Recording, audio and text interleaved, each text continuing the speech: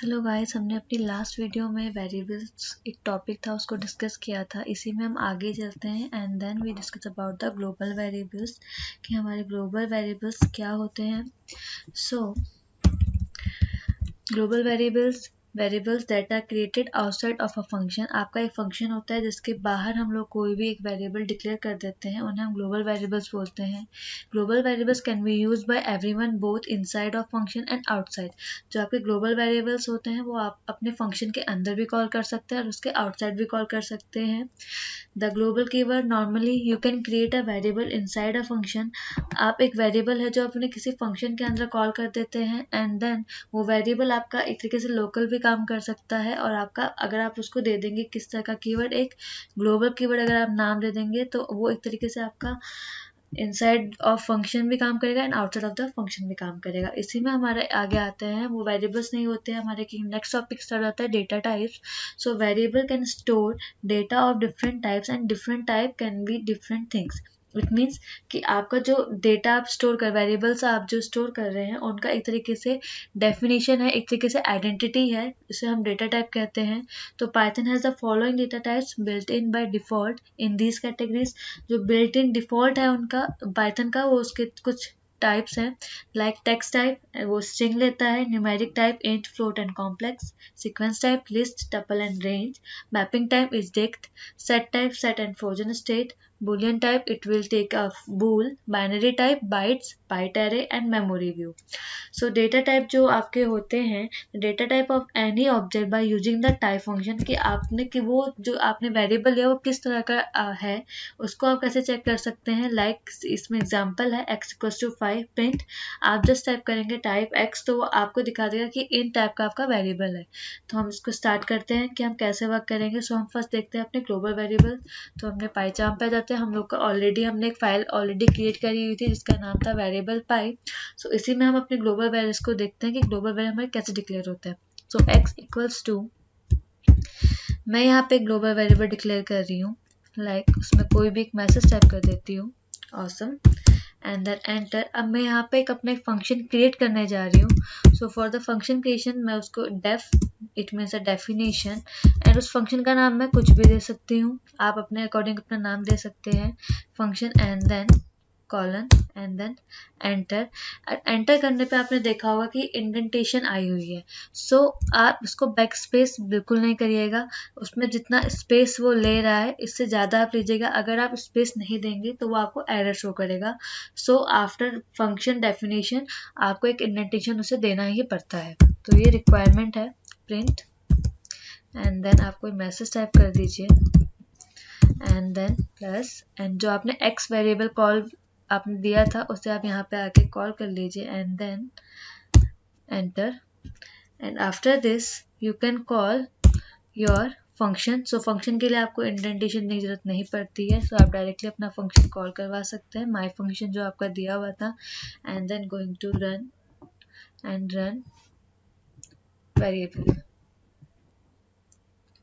सो आपने देखा होगा हेलो ऑसम। अब ये जो चीज़ें हैं ये साथ में आ रही है तो आपको उसके लिए आपने स्पेस देना पड़ेगा। कहाँ पे आके आपने जो मैसेज दिया है hello on a double quote के अंदर, अब जैसे ही यहाँ पे एक स्पेस देंगे तो वैसे ही रन वेरिएबल करेंगे तो आपका इसमें स्पेस भी शो होने लग जाएगा। हम एक ग्लोबल कीवर्ड के बारे में बात कर रहे थे।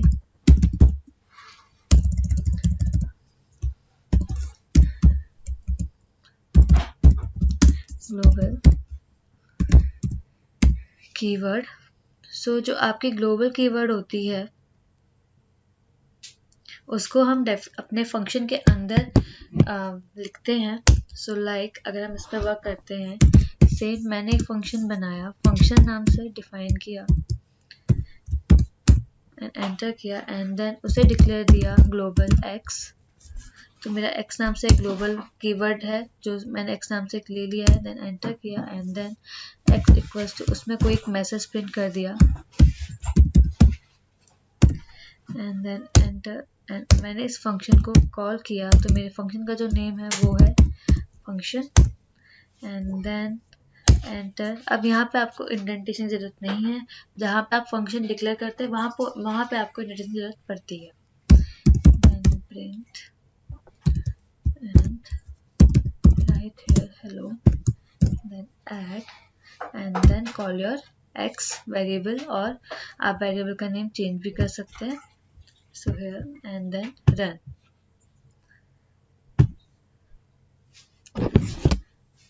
So hello awesome and hello python.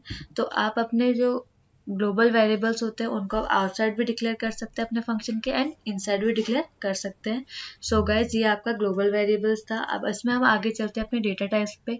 तो डेटा टाइप के लिए हम पहले अपना एक नॉर्मल फाइल ले लेते हैं. राइट क्लिक करेंगे अपने पाइथन प्रोजेक्ट पे जाके, then take new, and then new में हम ले लेंगे एक पाइथन फाइल जिसको हम नाम दे देंगे data type, and then enter. Data type is simply, हम जो सिंपल टाइप करते थे वो हम टाइप करते थे x=5, एंड देन हम उसे एक मैसेज दे देते थे print x, and then run variable. So वो हमें शो कर देता था. हमें वेरिएबल रन नहीं करना, रन जाएंगे and then run data type. So वो एक मैसेज हमें प्रिंट करके देता था 5. अब इसी में हम आगे वर्क करते हैं कि जो हमारा x है वो किस तरह का टाइप है. तो उसके लिए हमें जस्ट टाइप करना पड़ेगा अपने ही प्रिंट के अंदर type, and then bracket start and bracket close, and then run data type. So उसने हमें एक मैसेज प्रिंट करके दे दिया कि जो हमारी क्लास है वो इन टाइप की हमने क्लास इसमें ली हुई है. तो ये इसका वर्किंग होती है.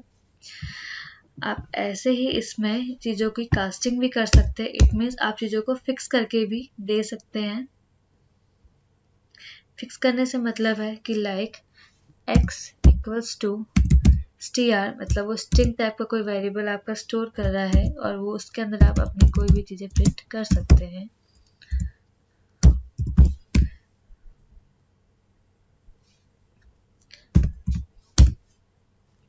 And then enter and print x, and then going to run and run data type.